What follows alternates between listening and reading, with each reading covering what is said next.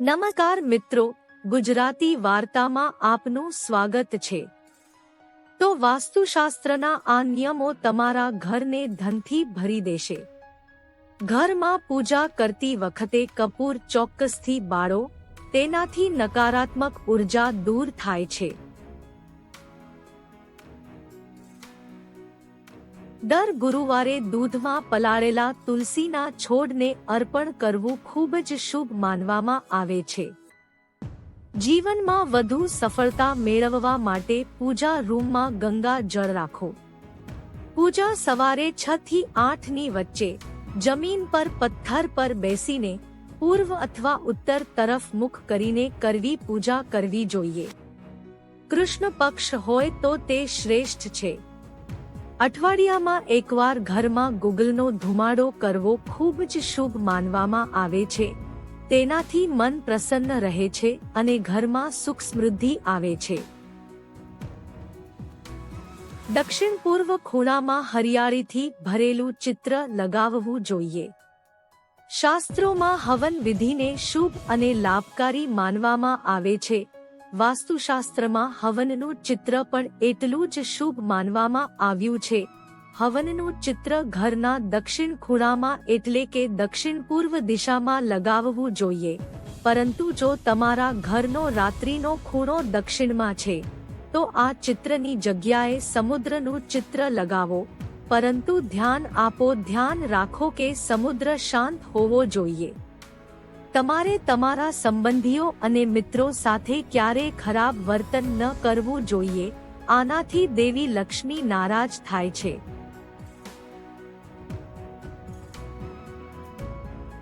ઘણા લોકો પોતાના ઘરમાં પાણીના ફુવારા લગાવે છે અથવા ઘરની દિવાલો પર વહેતા પાણીનું ચિત્ર લગાવે છે।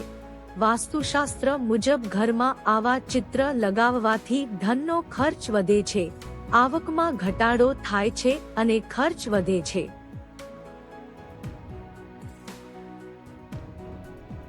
કારણ કે આવા ચિત્ર ગતિશીલતા દર્શાવે છે। આ બાબતમાં સ્થિરતા વધુ આશીર્વાદિત થશે નહીં। તે તમારા સુખાકારી માટે વધુ સારું રહેશે। ગણેશજી દરેક સ્વરૂપે શુભ હોય છે, પરંતુ વાસ્તુ દોષોને દૂર કરવા માટે સિંદૂર રંગના ગણેશજીનું ખૂબ મહત્વ છે। જો રસોડું દક્ષિણ પૂર્વ દિશામાં એટલે કે અગ્નિ ખૂણામાં ન હોય તો વાસ્તુ દોષ દૂર કરવા માટે સિંદૂર રંગના ગણેશજીનું ચિત્ર લગાવવું જોઈએ। ઉત્તર પૂર્વમાં એટલે કે રસોડાના ઉત્તર પૂર્વ ખૂણામાં મૂકવામાં આવે છે। દરેક વ્યક્તિ એ વાતનું ધ્યાન રાખે છે કે ગેસ્ટ રૂમ સુંદર હોવો જોઈએ। તમે પણ તેનું ધ્યાન રાખશો, પરંતુ તમે નથી ઈચ્છતા કે ગેસ્ટ રૂમ માત્ર સુંદર જ હોય અને નકારાત્મક ઉર્જાથી તમને નુકસાન થાય। જો તમે ગેસ્ટ રૂમને સુંદર દેખાવા માંગો છો અને ગેસ્ટ રૂમને સગવડતાનો લાભ મેળવવા માંગો છો, તો ધ્યાનમાં રાખો કે ગેસ્ટ રૂમમાં ઘરની મુખ્ય સીટની પાછળ પર્વત અથવા ઉડતા પક્ષીની તસવીર હોવી જોઈએ। વાસ્તુશાસ્ત્રમાં કહેવાયું છે કે બહારથી ઘરમાં આવતા લોકો ઘણીવાર નકારાત્મક ઉર્જા લઈને આવે છે। જેના ઘરના મુખ્ય દ્વાર પર તુલસીનો છોડ હોય છે, આવી નકારાત્મક ઉર્જા તેમના ઘરમાં પ્રવેશતી નથી। મુખ્ય દરવાજા પર વાસ્તુ દોષ વ્યક્તિની આર્થિક સ્થિતિ પર ખરાબ રીતે અસર કરે છે। તેથી મુખ્ય દરવાજાને નકારાત્મક ઉર્જા અને વાસ્તુ દોષોથી મુક્ત કરવા માટે ઘરના મુખ્ય દરવાજા પર સ્વસ્તિક અથવા ઓમ લગાવવું જોઈએ અને ગણેશજીની મૂર્તિ પણ સ્થાપિત કરવી જોઈએ। મુખ્ય પ્રવેશદ્વાર, પરંતુ ગણેશજીની મૂર્તિ સ્થાપિત કરતા પહેલા સાવચેત રહો। ગણેશજીનું મુખ ઘરની અંદર હોવું જોઈએ।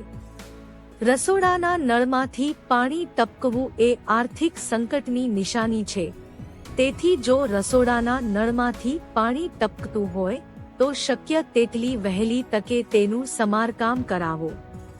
વસ્તુઓ અનુસાર જો ઘરમાં વાસ્તુ દોષ હોય તો ઘરમાં અખંડ રામાયણનો પાઠ કરવો જોઈએ અને ઘરની ઉત્તર પૂર્વ દિશામાં માટીનો એક ગઠ્ઠો પણ રાખવો જોઈએ। ધ્યાન રાખો કે વાસણ ન તૂટવું જોઈએ. રામાયણ પૂરું થાય ત્યારે વાસણમાંથી પાણી તુલસીના વાસણમાં નાખો, તેનાથી ઘરમાંથી વાસ્તુ દોષ દૂર થાય છે.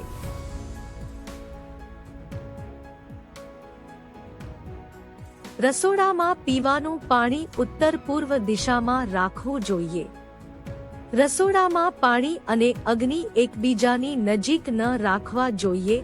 વાસ્તુ અનુસાર ભોજન ખાવા માટે શ્રેષ્ઠ સ્થાન પશ્ચિમ દિશામાં છે. ઘરમાં પશ્ચિમ દિશામાં ડાઇનિંગ હોલ બનાવવો ખૂબ જ શુભ છે. અન્નપૂર્ણા ખુશ રહે છે.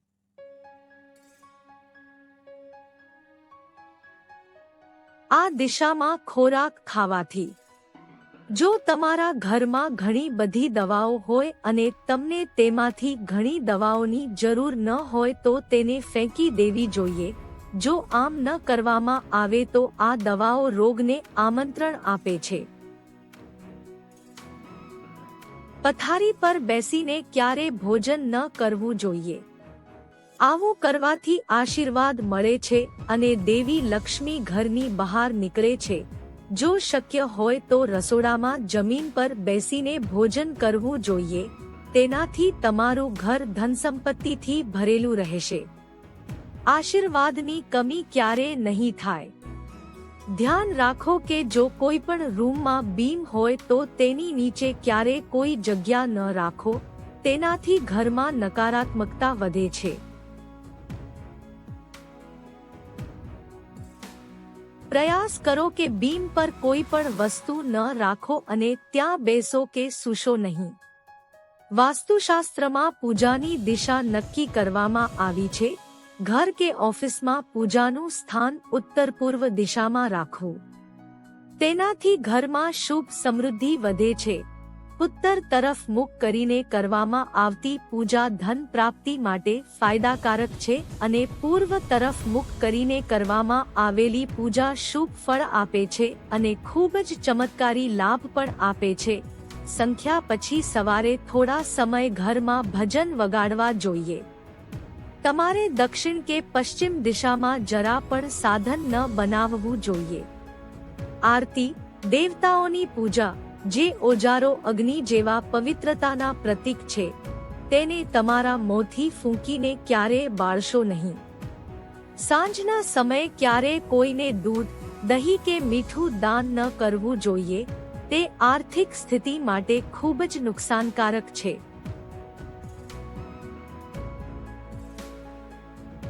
તમે જમતી વખતે એક જ થાળીમાંથી ભોજન અન્ય કોઈની સાથે ખાઈ શકો છો, પરંતુ જો કોઈ વ્યક્તિ પહેલાથી જ ખાય છે તો તમારે તે વ્યક્તિની સમાન થાળીમાંથી ક્યારેય ખાવું જોઈએ નહીં. ભોજન કરતી વખતે ક્યારેય પણ થાળી જમીનથી ઉપર ન રાખવી જોઈએ. જમીન પર સીધું બેસીને ભોજન ન લેવું જોઈએ. જમતી વખતે પાતળી મુદ્રામાં બેસવું જોઈએ અને થાળીને થાળીની ઉપર રાખીને ભોજન લેવું જોઈએ. ઘણા લોકો મંદિરના દીવાઓમાં ઓલવી ચઢાવે છે, પરંતુ આવું ન કરવું જોઈએ કારણ કે દેવી લક્ષ્મી તમારાથી નારાજ થઈ જાય છે. તમારા ઘરની સાવરણી દર થોડા દિવસે સાફ કરવી જોઈએ. ઘરમાં ઝાડુને કારણે માતા લક્ષ્મી ગુસ્સે થાય છે.